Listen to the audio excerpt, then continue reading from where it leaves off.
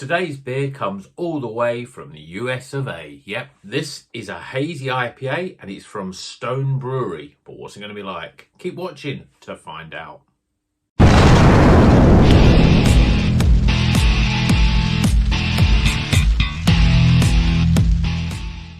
Welcome back to Rocker's Beer Review. Today we're going stateside and this is a Hazy IPA. It's from Stone Brewery and they are a brewery in America, from Richmond in America. And yeah, it's a big pint can, which I love. And it's, as I say, it hasn't got a name, it's called Hazy IPA. I'm going to read you the blurb. It says, IPAs were once considered an extreme style only for hardcore beer nerds like Rocker's Beer Review. And today we're stoked to see IPA is the most popular style of craft beer in the world and quite proud of our role in getting there. There's no denying juice. Hazy IPAs like this have further fueled that popularity. With Stony Hazy IPA, we say, hell yeah, embrace the evolution. And the hops are Eldorado, Azaka and Sabro. Flavour notes, tropical, citrus, juicy. So let's crack it open. Get my glasses. Now I've read that, I can get my glasses off. Get this beer in a can. Just affect my light seems to be shining right on it. Let's crack it open, get it in a glass and see what it's all about. American beers are, certainly craft beers, are always usually very good. I've not had one from this brewery before. It was in my local bottle shop, so I thought, well, let's give it a try. Okay, beer in a glass. Well, it's hazy. We've got quite a bright, in fact, it's a very bright orange colour. Almost looks like an orange cordial. We've got a little bit of lightness in the bottom there. We've got some slow moving bubbles there. Just over one finger of sort of white head, quite frothy. I don't think that's going to hang around for long, but that looks pretty good. But it looks to me like an orange squash in a glass. See what the aroma's like. Yeah, difficult to pick out actual fruits, but it's very juicy. That's the best way of describing. I know it's called a juicy, a hazy IPA, which is usually very juicy. But you've got orange in there, you've got mango, you've got passion fruit, you've got other citrus fruits. I'm not picking up any sort of aroma from the Sabro hop, but it smells juicy. Let's see if it tastes as juicy. Cheers, everyone.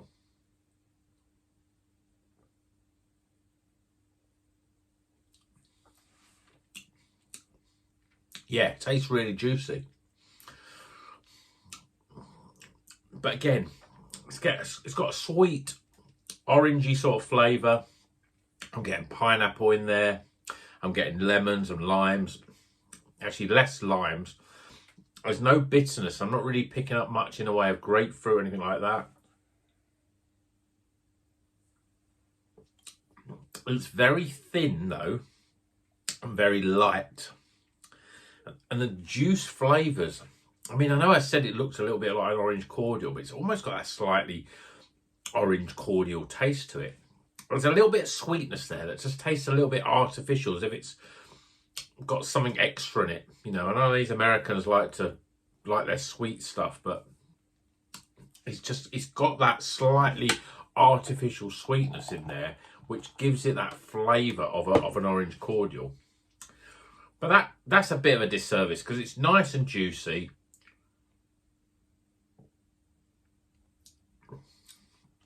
No bitterness at all.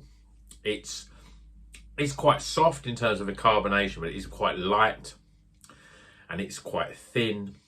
And it's 6.7%, you know, that's quite high. It drinks more like a pale ale, really. But I don't know if it's an American thing, but it's almost like something that I've not really drank before, if that makes any sort of sense. It's just the fact that it's so light and yet so juicy.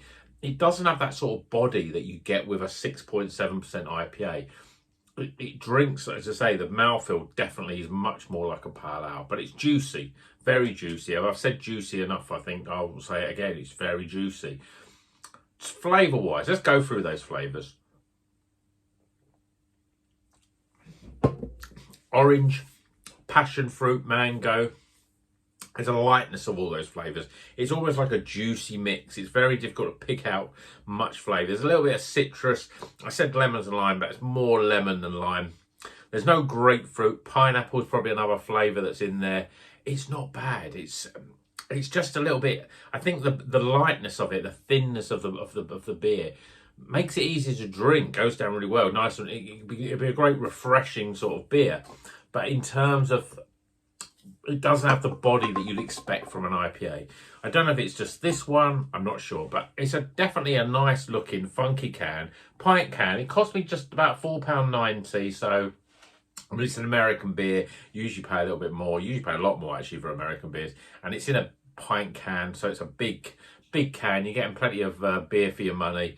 Yeah, not bad. Anyone had Stone Brewery beers before? Certainly, I've never heard of them before. Don't know much about them. I say it was in my local bottle shop. They had a lot of polys in there, and I thought, well, I reviewed quite a few polys, so I'll have some of those anyway, but I won't review them. But this caught my eye and I thought it's something different. Never seen anyone else review it, so I thought I'd buy it. Not bad beer, but let me know if you've had Stone Brewery beers before. Let's get some scores, and until then, you know what you're going to do. Keep on rocking.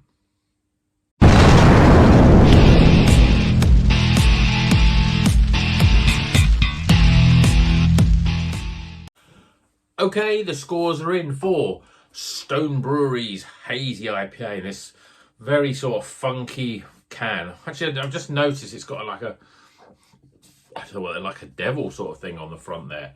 It's a funky can, it's a pint can, which is always good, and it's not a bad beer, but let's go through the scores.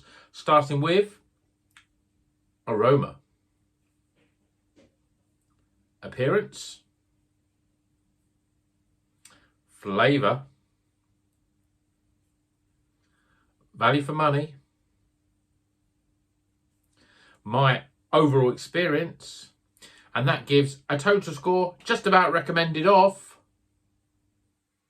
Keep on rocking. See you in the next one, folks.